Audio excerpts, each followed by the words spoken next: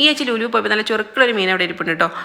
കണ്ടാൽ നമ്മുടെ കിളിമീൻ പോലെയൊക്കെ തോന്നും, പക്ഷേ തിലാപ്പിയ എന്ന പേരുള്ളൊരു മീനാണ്. ഇതിനെപ്പറ്റി ഡീറ്റെയിൽഡ് ആയിട്ടൊന്നും എനിക്കറിയില്ല, പക്ഷേ പൊരിച്ചാൽ നല്ല ടേസ്റ്റാണ്. അപ്പോൾ അത് നന്നായിട്ട് ക്ലീൻ ചെയ്തിട്ട് നല്ല പോലെ വരയണം. നല്ല ആഴത്തിൽ വരഞ്ഞാലേ മസാലയൊക്കെ ഇവിടെ ഇറങ്ങുള്ളൂ.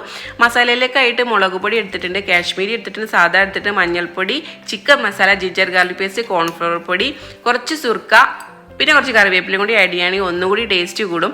ഈ ഒരു മസാല കുറച്ച് വെള്ളം ഒഴിച്ചിട്ട് കറക്റ്റ് കൺസിസ്റ്റൻസി ആക്കി എടുത്തതിന് ശേഷം നമ്മുടെ മീനിലേക്ക് നന്നായിട്ട് തേച്ച് പിടിപ്പിക്കാം. ഞാൻ ചെയ്യുന്നത് പോലെ ഉള്ളിലേക്കൊക്കെ നന്നായിട്ട് ഇറക്കി തേച്ചാലേ നമ്മൾ പൊരിച്ച് വരുമ്പോൾ അതിൻ്റെ ഉള്ളിലേക്കൊക്കെ മസാല വന്നിട്ട് നമുക്ക് നല്ലൊരു ടേസ്റ്റ് കിട്ടുള്ളൂ. അപ്പോൾ പ്രത്യേകം ശ്രദ്ധിക്കണം.